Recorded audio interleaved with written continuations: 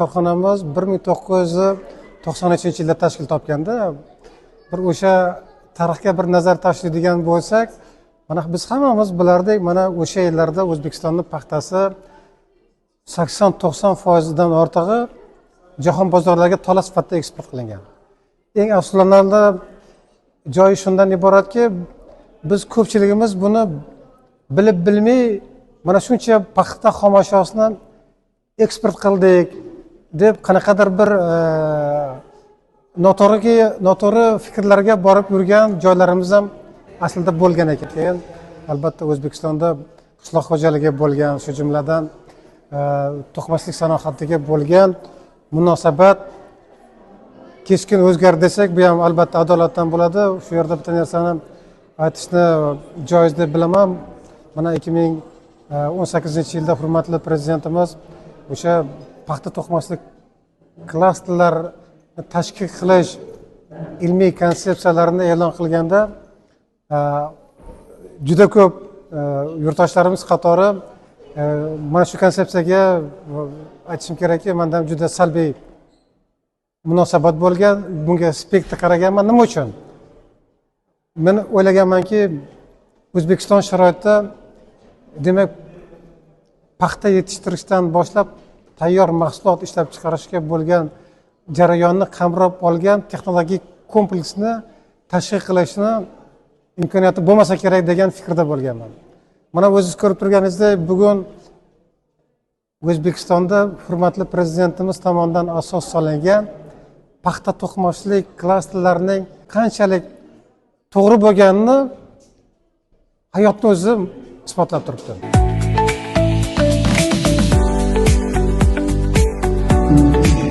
Yaponiyada marketing va dizayn yo'nalishida o'qib keldim va hozirgi kunda bu yerda olgan bilim va ko'nikmalarimni O'zbekistonda qo'llab, o'zimizning mahsulotlarimizni, milliy brendimizni dunyo bozoriga olib chiqish uchun O'zbekistonga qaytib kelib, Mergentex'da ishlayapman. Hozirgi kunda Shoygul brendi ostida erkaklar, bolalar va ayollar ko'ylaklarini ishlab chiqaryapmiz. Mahsulotlarimizni Turkiya, Italiya, Germaniya, Bosniya, Gruziya, AQSh va Yevropa mamlakatlariga eksport qilyapmiz. Oxirgi yillarda bizga chet davlatlarga chiqib, xalqaro ko'rgazmalarda qatnashishga subsidiyalar ajratilgan. Bu degani, siz bemalol borib o'z mahsulotlaringizni jahon bozorlariga tanita olasiz. Rossiyada, Yevropa mamlakatlari, shu jumladan Germaniya, Italiya, Yaponiya, Amerikada yaqinda Nyu-York shtatida ko'rgazmada o'z mahsulotlarimiz bilan chiqdik. Ko'pchilik O'zbekistonda bunaqa sifatli mahsulot ishlab chiqarilganini ko'rib juda ham hayratda qolishdi. Nigora tekstilga anchadan beri faoliyat yuritaman, tikuvchi bo'lib ishga kelganman. Bu yerda meni qiladigan asosiy vazifam, menga ko'ylak yaxlit tayyor holatda keladi, faqat men buni etak qismini qaytarib tozalovchilarga yuboraman. Bizdan ishxonada talab qilinadigan asosiy ikkita narsa sifatli mahsulot tikish va ozodalik. Bizlar uchun, ishchi xodimlar, ayollar uchun ishxonamizda barcha shart-sharoitlar yaratib berilgan. Bu korxonaga ishga joylashganimdan buyon albatta oilamga ham o'z faoliyatim bilan hissamni qo'shib ko'maklashib boryapman. Bu yerning shart-sharoitlari juda ham ajoyib. Ham o'qib, ham ishlayman. Kelajakda tikuv sirlarini yaxshilab o'rganib, shunday sex o'tish niyatim bor. Alohida ta'kidlashni joiz deb bilaman. Bilasizmi, mana juda ko'p Yevropa mamlakatlarida, Amerika Qo'shma Shtatlarida xizmat safarlarida bo'lamiz. Borganimizda ko'pchilik bizni hamkorlarimiz birinchi uchrashuvimizda shunaqa fikrlar bildirishganki, biz o'ylardikki, dedi, O'zbekistonni iqtisodiy salohiyati, shu jumladan to'qimachilik sohasidagi salohiyati, shu bir tomondan misol uchun oladigan bo'lsak Afrika davlatlari, ikkinchi tomondan mana oladigan bo'lsak bu to'qimachilik sanoati rivojlangan Pokiston, Hindiston, Bangladesh yoki Xitoy bo'lsa, shu orada bo'lsa kerak degan fikrga borardik. Lekin mana shu davlatlarni afsuski birontasida haqiqatdan bunaqa konsepsiyadagi, bunaqa tizimdagi klasterda asosidagi korxonalar yo'qligi mana haqiqatda hayotni o'zi isbotlayapti. Ikkinchidan ham mana shu prezidentni iqtisodni rivojlanishga, islohotlar sohasida olib borayotgan islohotlarning natijasi mana haqiqatda ham o'zini isbotini topyapti. O'zbekiston haqiqatdan texnologik jihatdan ham odamlar madaniyati, ishlab chiqarish madaniyati, eng asosiysi bilasizmi? Ishlab chiqarish jarayonlarida insonga bo'lgan munosabat. Mana bizda hurmatli prezidentimiz bitta iborani juda ham ko'p qaytaradilar.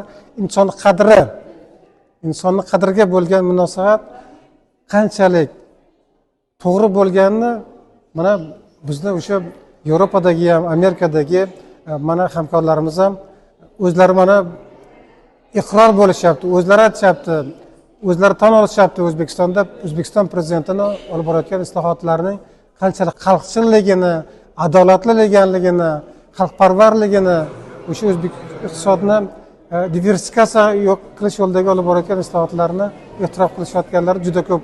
Aralashma tolali gazlamalar ishlab chiqarish, aralashma tolali kalava ip ishlab chiqarish, aralashma tolali xom mato, tayyor mato, uni asosida jahon talablariga 100% javob beradigan tayyor kiyimlar ishlab chiqarishni hech kim xayoliga kelmagan. Shaxsan meni xayolimga kelmagan.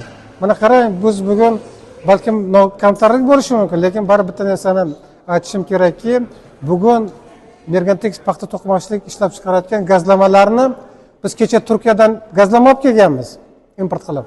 Biz bugun ko'ylakbob gazlamalarimizni Turkiyaga eksport qilishni boshladik. Biz kechagacha eng go'zal bejirim ko'ylaklarni Italiyadan import qilganmiz. Mana biz bugun mana O'zbekistonda yaratilgan sharoitlar natijasida mahsulotlarimizni Germaniya, Italiyaning brendlarini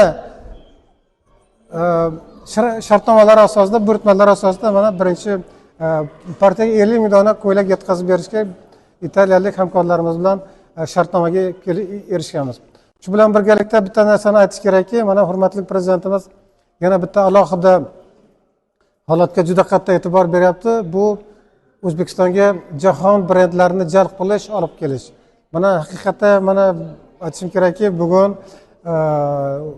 Mergantex paxta to'qimachilik klasteriga mana O'zbekiston prezidentining, Tojikiston prezidentlarining kelishi qaysidir ma'noda aytsam pok qadamlari yarashdi desam ham bu adolatdan bo'lsa kerak. Mana 26 mart kuni mana Yevropa ittifoqining patent idorasini guvohnomasini olishga muyassar bo'ldik. Bu guvohnomada yozilganki, endi mana 1936-yilda asos solingan mana Domino brendiga, Kurt Bauer brendlariga ikkalasini mana bizni Buxoroda joylashgan Zarxaltex Group kompaniyasi bilan hamkorlikda mana shu brendlarni egalik huquqi to'g'risida guvohnomani oldik. Biz mana shu brendlar asosida bir qism mahsulotlarni Germaniya Federativ Respublikasida mana germaniyalik bizni hamkasblarimiz bilan birgalikda endi O'zbekistondan borgan qora ko'zlar o'sha tayyor mahsulotlarni Germaniyaning o'zida ham ishlab chiqarish mana imkoniyati bo'lyapti. 2025-yilda aytaylik biz korxonamiz bor yo'g'i $1 million bir yilda eksport qilgan bo'lsa, mana bugunning o'zida biz har oyda korxonamiz tomonidan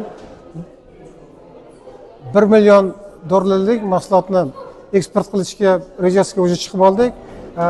Yillik rejamiz 2026-yil o'sha $20 million tashkil qiladi. $20 million tayyor kiyim eksportini mo'ljallab turibmiz. Bu mahsulotlarimiz asosan Yevropa va Amerika bozorlariga yetkazib beramiz.